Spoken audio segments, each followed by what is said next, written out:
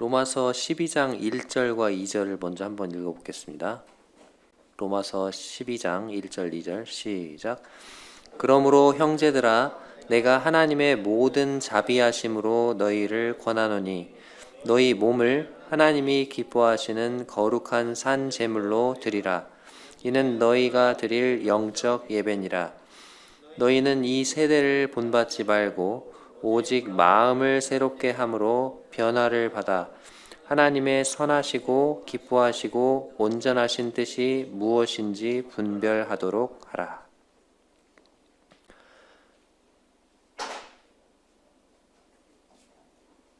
너희 몸을 하나님이 기뻐하시는 거룩한 산 제물로 드리라. 이는 너희가 드릴 영적 예배니라. 제가 가진 성경에는 영적이라는 말 앞에 숫자 3이 작게 써져 있고 그 3을 쭉 밑으로 내려가서 찾아보면 합당한이라고 돼 있어요. 이는 너희가 드릴 영적 예배니라 라고도 할 수 있지만 이는 너희가 드릴 합당한 예배니라. 하나님의 모든 자비하심으로 권하노니 권면하노니 이런 말이죠. 하나님의 모든 자비하심을 생각할 때 너희가 그분에게 너희의 몸을 하나님이 기뻐하시는 거룩한 산 제물로 드리는 게 마땅하다. 그것이 합당한 예배다. 그렇게 말을 하고 있는 거죠. 여기 예배라는 단어가 나와서 말인데 예배, 그리스도인의 최상의 의무. 혹시 그런 책을 읽어보신 적 있으신가요? 이거 이 책 읽어봐야 되는데 네. 사경이 끝나고 가서 꼭 한번 읽어보세요. 읽어보시면 정말 마음에 감동이 되실 거예요. 예배가 이런 거구나. 거기서 예화를 하나 소개해주고 있는데 어느 날 추운 겨울날이었는데 추운 겨울날 이제 어떤 노신사가 이렇게 쭉 길을 걸어가고 있는데 개 한 마리가 이제 눈에 띈 거예요. 추운 겨울날. 근데 그 개가 다리를 절고 있어. 누가 걷어찼는지 어쨌는지 아무튼 다리를 절고 있고 또 막 꼬리에는 깡통을 누가 매달아 놨어. 그리고 아무튼 물감 뭐 이런 걸로 막 물이 들어있고 난리가 아니에요, 걔가. 그리고 말라가지고 그대로 놔두면 이제 춥기도 하고 빼빼 말라가지고 걔가 이제 곧 죽을 것 같아요. 그래서 이제 이 남자가 걔를 이제 자기 집으로 데려가려고 좀 먹을 것도 주고 하려고 이제 처음에 이렇게 하니까 이제 걔가 막 그 경계를 하는 거예요. 근데 처음엔 그러다가 이제 따뜻하게 이제 쓰다듬어 주고 하니까 이제 해가지고 안고 집으로 왔단 말이에요. 와가지고 이제 맞은 자리 이제 뭐 일단 걔를 그 깡통이랑 그런 거 꼬리에 묶인 거 다 풀어주고 또 물감 이런 것들을 뿌렸는지 어쨌는지 아무튼 더러운 그거랑 그런 것들을 다 씻어주고 맞은 자리 뭐 이런 데도 약도 발라주고 그리고 먹을 것을 이렇게 줬어요. 따뜻한 벽난로 옆에다가 놓고. 그래서 이제 이 개가 이제 점점 회복이 된 거예요. 회복이 되고 이제 다 나았어. 어느 날 다 낫고 이제 주인이 이제 뭐 먹을 거 주면 또 막 꼬리치면서 달려와서 이제 주인이 바뀐 거죠, 어떻게 보면. 그래서 막 꼬리치고 달려와서 있고 막 그렇게 이제 했었어요. 하다가 어느 날 이제 주인이 벽난로 이제 옆에 딱 앉아가지고 벽난로 앞에서 이렇게 불을 쬐고 있는데 개가 와가지고 가만히 앉아가지고 주인 옆에 그 주인을 이렇게 쫙 바라보고 있는 거예요. 그것이 예배다. 그렇게 나와 있더라고요.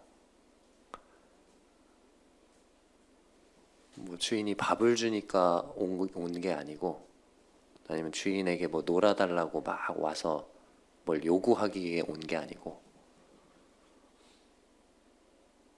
간구하고 예배는 다르잖아요. 그죠? 그게 아니고 그냥 자기에게 그 사랑을 베푼, 긍휼을 베푼, 그 자비를 베푼 그 주인 곁에 가만히 앉아가지고 이렇게 쳐다보는 거, 주인을 사랑과 동경과 존중의 마음을 받아서 이렇게 가만히 쳐다보는 거, 그게 예배다. 사도 바울이 여기서 형제들아 내가 하나님의 모든 자비하심으로 너희를 권하노니 너희 몸을 하나님이 기뻐하시는 거룩한 산 제물로 드리라. 이는 너희가 드릴 영적 예배니라. 이렇게 말씀하고 있습니다. 그리고 2절에서는 너희는 이 세대를 본받지 말고 오직 마음을 새롭게 함으로 변화를 받아 하나님의 선하시고 기뻐하시고 온전하신 뜻이 무엇인지 분별하도록 하라. 하나님은 하나님께 몸을 드리라고 했고 또 2절에서는 마음을 새롭게 함으로 변화를 받으래요. 하나님은 우리의 몸과 마음 전부를 원하시는 것 같아요. 그렇죠? 여기 이제 제가 두 가지 별을 잘해야 된다. 하나님이 기뻐하시는 그 예배를 드리기 위해서 우리가 두 가지 별을 잘해야 된다. 이렇게 써놨는데 첫 번째는 성별. 성별이란 단어가 여기 나오지 않아요. 하지만 이 성별은 너희는 이 세대를 본받지 말고 이렇게 되어 있죠. 이 세대를 본받지 않고 이 세대와 구별된 성별된 그런 삶을 살아야 된다는 거죠. 세상 사람들이 추구하는 가치, 또 세상 사람들의 사고 방식, 생활 방식 똑같이 따르지 말라는 것입니다. 이 세대를 본받는 삶은 우리의 몸을 하나님이 기뻐하시는 거룩한 산제물로 드리는 삶과는 거리가 멀죠. 그래서 첫 번째 별을 잘해야 된다. 성별을 잘해야 된다. 두 번째는 분별하도록 하라. 이렇게 되죠. 분별하도록 하라. 근데 무엇을 분별합니까? 하나님의 선하시고 기뻐하시고 온전하신 뜻이 무엇인지 분별하도록 하라는 거예요. 그래서 하나님의 뜻을 분별해서 그 하나님이 원하시는 일에 우리 몸을 드려야 한다고 말하고 있어요.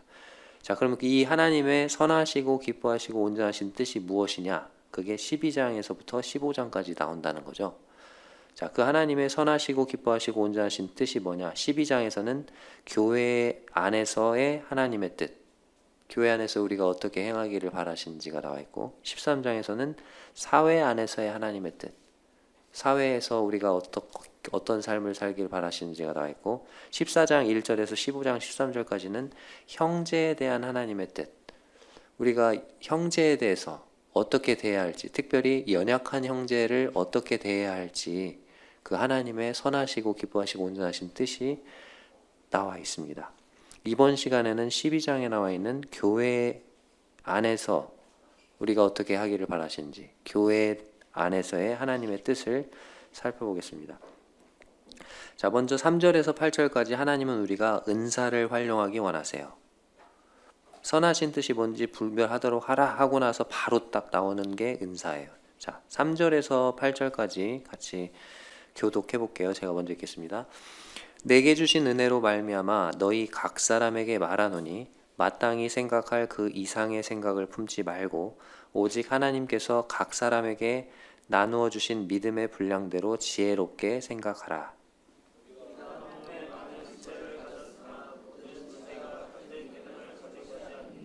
이와 같이 우리 많은 사람이 그리스도 안에서 한 몸이 되어 서로 지체가 되었느니라.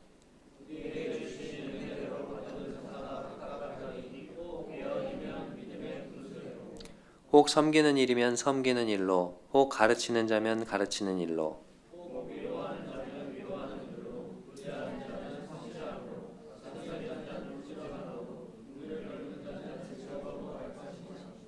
네. 3절 처음 부분을 보면은 내게 주신 은혜로 말미암아 너희 누구에게 말한다고 말하고 있습니까? 네, 각 사람에게 말한다는 것은 이 은사를 누가 활용하기를 원하신다는 거예요. 너희 각 사람, 각자 뭐예요? 모든 사람을 말하는 거예요. 하나님은 모든 성도가 한 명도 빠짐없이 하나님이 주신 은사를 활용하기 원하신다는 거예요. 이 자리에 계신 우리 정예 요원들에게 질문합니다. 여러분은 나의 은사가 뭔지 알고 계십니까? 안다 손 들어보세요. 큰일입니다. 정회원들이 이러면 정회원이 아닌 분들은 어떻게 되는 거예요? 자, 하나님은 우리의 은사를 분별하기 원하세요. 내가 무슨 은사가 있는지를 알기 원하셔요. 그리고 그 은사를 분별하고 나 이 은사예요. 그러면 안 돼요. 은사를 분별했으면 어떻게 해야 돼요? 은사를 적극적으로 활용해야 돼요.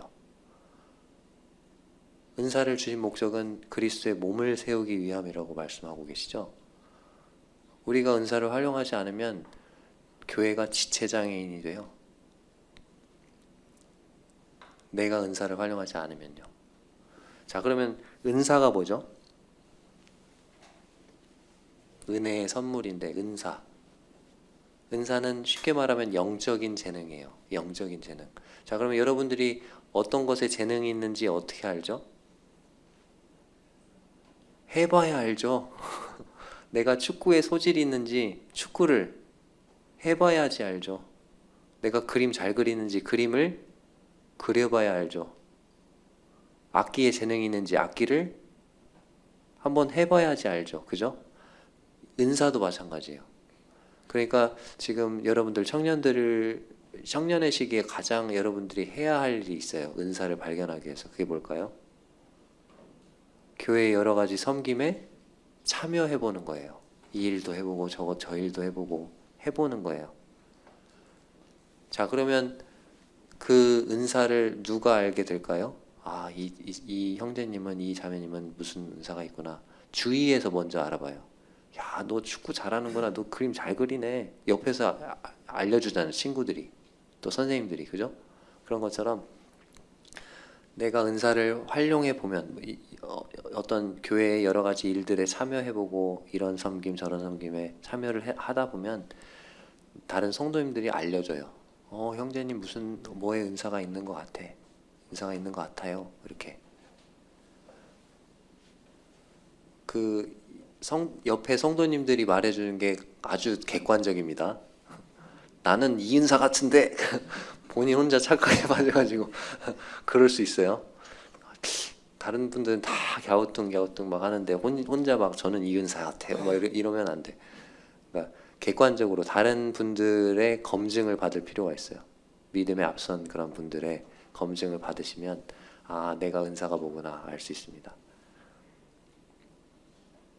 그래서 각 사람에게 말한다고 말씀하고 있죠. 마땅히 생각할 그 이상의 생각을 품지 말고 오직 하나님께서 각 사람에게 나누어 주신 믿음의 분량대로 지혜롭게 생각하라.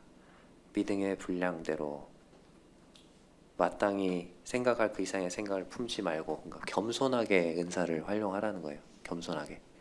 나 이 은사 있으니까 막 교만한 마음 가지고 하면 안 된다는 거죠.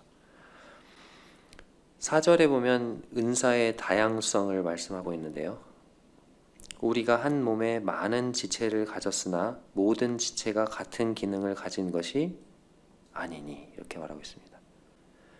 한 몸에 많은 지체가 있어요. 근데 지체가 다 기능이 같나요? 아니죠. 다 다르죠. 근데 각기 다른 그 모든 지체들이 하나로 연합돼서 한 몸을 이루거든요. 우리 몸도 그렇잖아요. 그렇죠? 5절에 보면 은사의 통일성과 상호 의존성을 말씀하고 있는데요. 5절, 이와 같이 우리 많은 사람이 그리스도 안에서 한 몸이 되어, 이렇게 되어 있습니다. 많은 사람이 그리스도 안에서 한 몸이 되어, 지체가 많지만 한 몸이 된다는 거죠. 은사의 통일성. 그리고 상호 의존성, 서로 지체가 되었느니라. 서로에게 지체가 된다는 거예요. 필요한 지체가. 제가 목이 말라요. 그러면 어떻게 해야 돼요?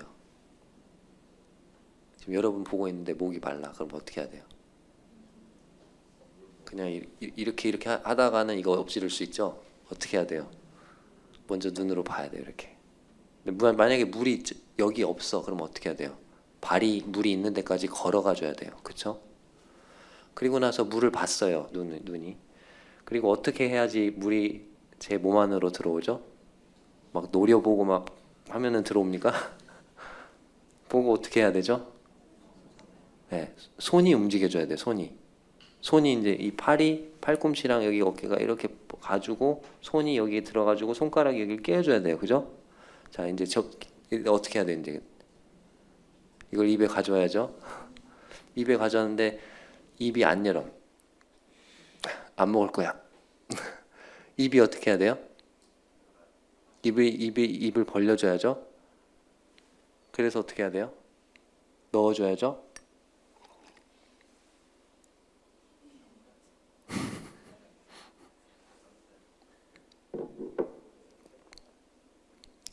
입에 가지고만 있으면 들어와요? 어떻게 해야 돼요? 네, 혀가 또 목구멍에 있는 이 목젖이 이걸 넘겨줘야 돼요. 자, 그러면은 물을 먹은 건 어느 지체가 먹었어요? 입이 먹었죠. 입이 먹었어요. 다른 지체들 다 수고를 했어요. 눈이 봐야 되고 손이 막 가고 발도 가야 되고.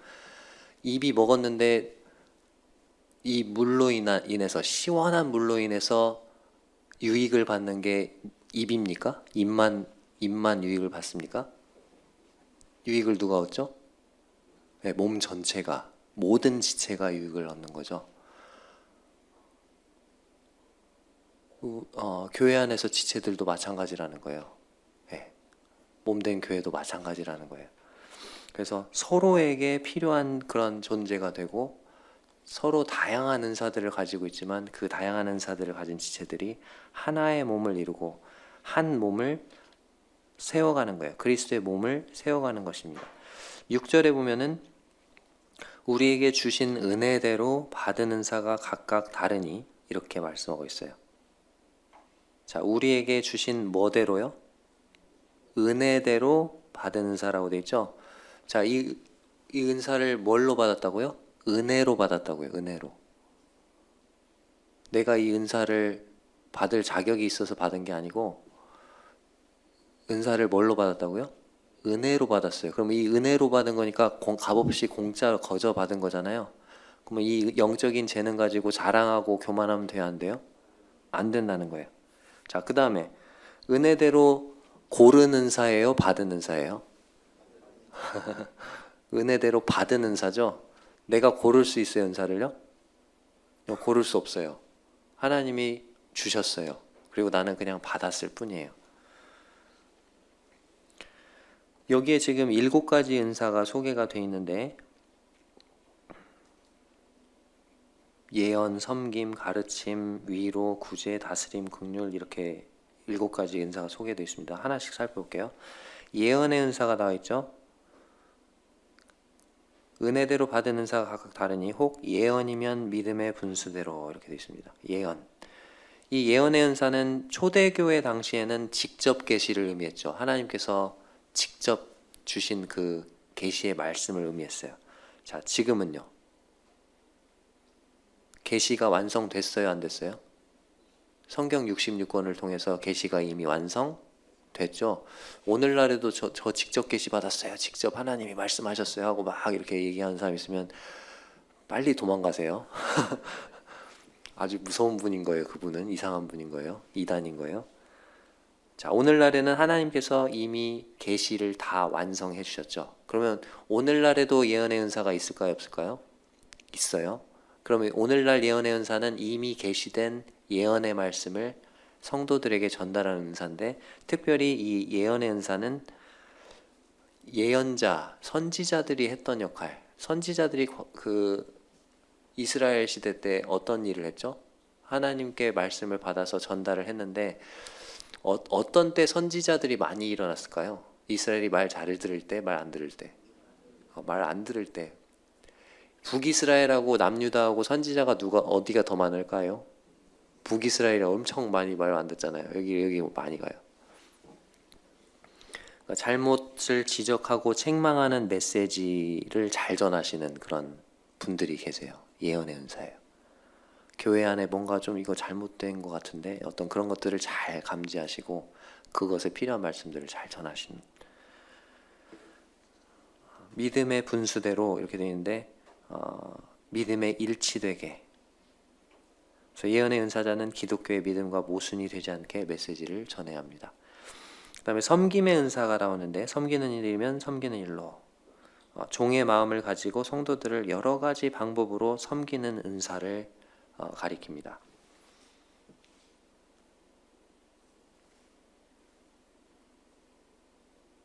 4시까지인가요? 우리 3시 반에 시작했죠? 네, 깜짝 놀랐어요. 20분 지났구나. 벌써 30분이 지났나 해가지고. 섬김의 은사. 제가 우리 교회 남원 서문교회 한 청년이 학생 때였구나. 학생이 병원에 입원을 했어요. 저는 섬김의 은사가 아니에요.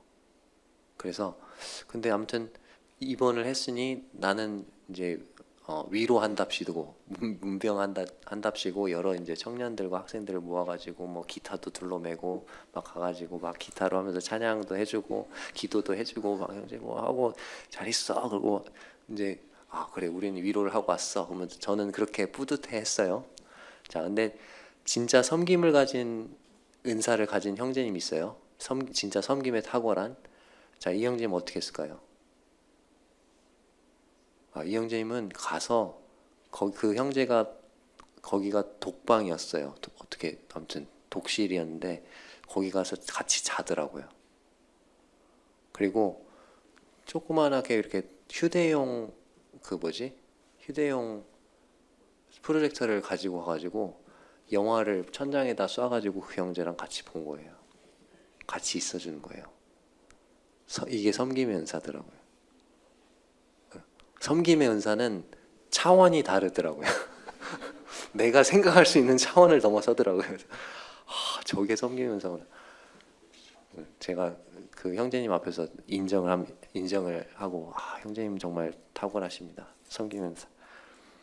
자, 가르침의 은사가 나오죠. 가르침의 은사는 하나님의 말씀을 풀어서 가르치고 성도들이 삶에 잘 적용할 수 있도록 도와주는 은사가 가르침의 은사입니다. 위로의 은사. 개역 한글 성경에는 권위의 은사라고 되어 있었고 바나바를 권위자라고 했는데 그러다 보니까 많은 성도들이 권위가 있는 사람인가 이렇게 오해를 하시기도 했었는데 권면하고 위로한다는 뜻이죠. 권위. 위로로 지금 개역 개정에서는 바뀌었죠. 이 권위의 은사 또는 위로의 은사는 상담과 신방의 은사라고 볼 수 있습니다. 외로운 사람과 우정을 나누고 낙심한 사람에게 찾아가서 용기를 주고 바나바가 가졌던 은사죠. 구제의 은사, 다른 사람의 물질적인 필요를 채워주는 은사입니다. 이 사람은 성실함으로 하라 되어 있는데 관대하게 해야 되고 또 이 구제 은사자가 빠질 수 있는 함정, 자신이 이제 뭔가를 물질적으로 성도를 돕다 보니까 그렇게 그거를 본인이 한다고 티를 낼 수도 있고 또 그렇게 해가지고 그 성도의 마음을 자기 편으로 만들고 그 성도를 그렇게 조종하려고 하는 그런 위험에 빠질 수 있어요. 은사의 분별과 활용 그 책을 읽어보시면 이렇게 은사의 위험성 이런 것들도 말씀하고 있으니까 한번 그 책도 읽어보시면 좋겠습니다.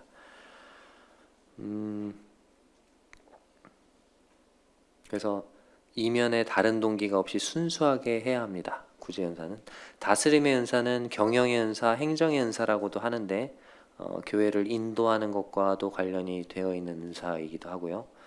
어떤 그 교회 안에서의 뭔가를 기획하고 조직하고 체계화하고 뭐 어떤 그런 것들과 관계된 은사인데요. 부지런함으로 하라고 되어 있습니다. 긍휼의 은사는 고아나 과부나 병든 자나 죽어가는 자 어려운 처지에 있는 사람들을 돌보는 은사인데 즐거움으로 하라. 다른 번역에 보면은 마지못해서가 아니라 이렇게 또 생색을 내면서 베풀지 말고 이렇게 되어 있습니다. 은사에 대한 여러 성경의 그 장들을 이렇게 외우시면 좋겠어요. 저 따라서 해주세요. 12, 12, 4, 4. 12, 12, 4, 4가 뭘까요? 여기 제가 써놨네요.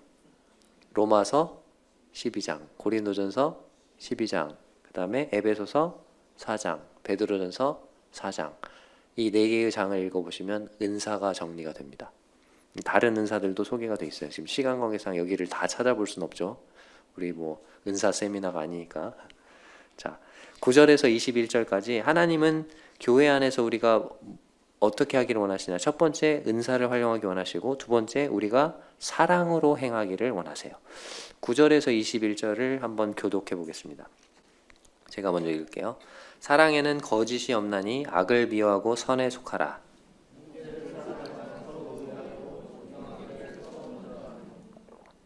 부지런하여 게으르지 말고 열심을 품고 주를 섬기라.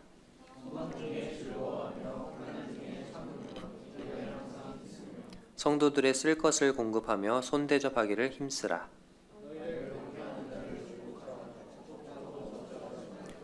즐거워하는 자들과 함께 즐거워하고 우는 자들과 함께 울라.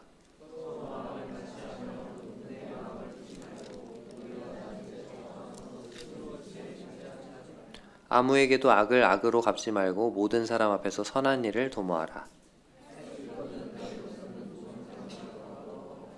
내 사랑하는 자들아, 너희가 친히 원수를 갚지 말고 하나님의 진노하심에 맡기라.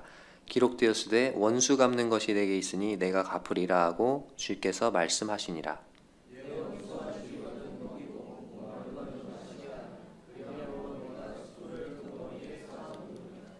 악에게 지지 말고 선으로 악을 이기라. 네. 하나님은 우리가 사랑으로 행하기를 원하시는데요. 9절에서 16절까지는 성도들과의 관계에 있어서 사랑으로 행하기를 원하시고 17절에서 21절은 특별히 원수들과의 관계에 있어서도 사랑으로 행하기를 원하신다고 말씀하고 있어요. 9절에 보면은 사랑에는 거짓이 없나니 이렇게 돼 있죠. 그래서 진실한 사랑으로 행할 것을 말씀하고 있고 10절 형제를 사랑하여 서로 우애하고 존경하기를 서로 먼저 하며 그래서 가족처럼 서로를 사랑하고 아껴주고 존경할 것을 말씀하고 있습니다. 11절에 보면 부지런하여 게으르지 말고 열심을 품고 주를 섬기라 이렇게 되어 있는데 사랑하면 부지런해질까요? 게을러질까요? 사랑을 안 해보셔서 모르시겠어요? 사랑하면 부지런해집니까? 게을러집니까? 서진철 형제님? 서진철 형제님? 예. 역시 그 앞에서 그 원하는 대답을 해주시는 아주 좋은 청중인 것 같습니다. 이렇게 했는데 막 아닌데요 이렇게 하면 제가 이제 당황해요. 제가 질문 던져놓고 아주 그 질문을 던질 때 그 답을 잘 하실 분을 딱 뽑아서 이렇게 질문을 던져야 돼요. 사랑을 하면 부지런해지죠. 평소에 쓰지도 않는 그 편지도 써야 되고 맨날 카톡만 보내다가 막 장문에 그 손글씨로 써야 되고 꽃다발을 선물하기 위해서 막 인터넷 가장 좋은 꽃집이 어딘지 전국에서 막 찾아봐야 되고 그죠? 그 사랑하는 사람을 기쁘게 해주기 위해서 그렇게 하는 거잖아요. 그렇기 때문에 여러분의 삶이 내가 지금 요즘에 부지런한지 게으른지 한번 살펴보세요. 체크해보세요. 내가 게으르게 살고 있다면 주님에 대한 사랑이 식은 겁니다. 내가 부지런하게 살고 있다. 주님에 대한 사랑이 열정이 지금 식지 않은 거죠. 그런 점에서 이 사경에 오신 분들은 열정이 넘치신 것 같아요. 이렇게 하나님의 말씀을 사모하시고 역시 소수 정예는 달라요. 그렇죠? 말씀만 13시간을 듣는데도 과감하게 오시고 대단하십니다. 자, 그리고 12절에 보면 소망 중에 즐거워하며 환난 중에 참으며 기도에 항상 힘쓰며 이렇게 되는데 고린도전서 13장에 나와 있는 이 구절과 참 비슷한 것 같아요. 모든 것을 바라며 소망은 바라는 거죠. 모든 것을 참으며 모든 것을 믿으며 그죠?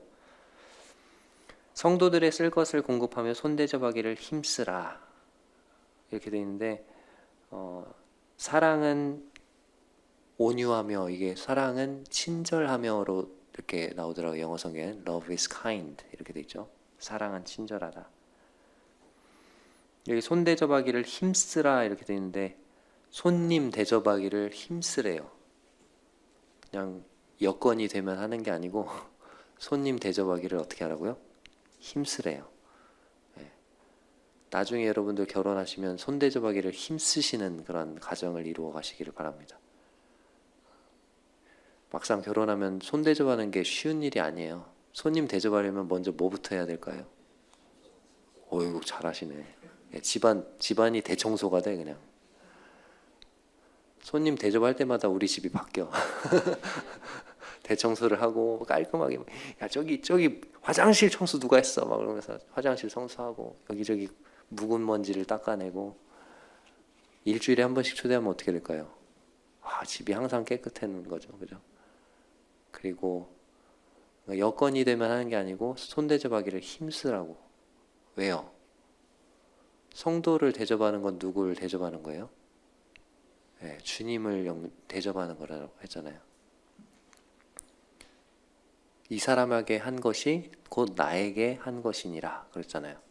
성도 중 지극히 작은 자에게 한 것이 바로 내게 한 것이니라. 자, 그리고 14절에 보니까 너희를 박해하는 자를 축복하라. 핍박하는 자를 축복할 수 있는 것은 사랑의 극치 아닙니까? 주님이 그러하셨듯이 십자가에서 저들의 죄를 저희에게 돌리지 마옵소서 그러셨잖아요. 15절 즐거워하는 자들과 함께 즐거워하고 우는 자들과 함께 울라. 사랑은 공감하는 거죠. 함께 있어주고 함께 기뻐해주고 함께 슬퍼해주고. 16절 도리어 낮은 데 처하며. NIV 성경에는 시시하고 천한 일을 기꺼이 하라 이렇게 돼 있어요.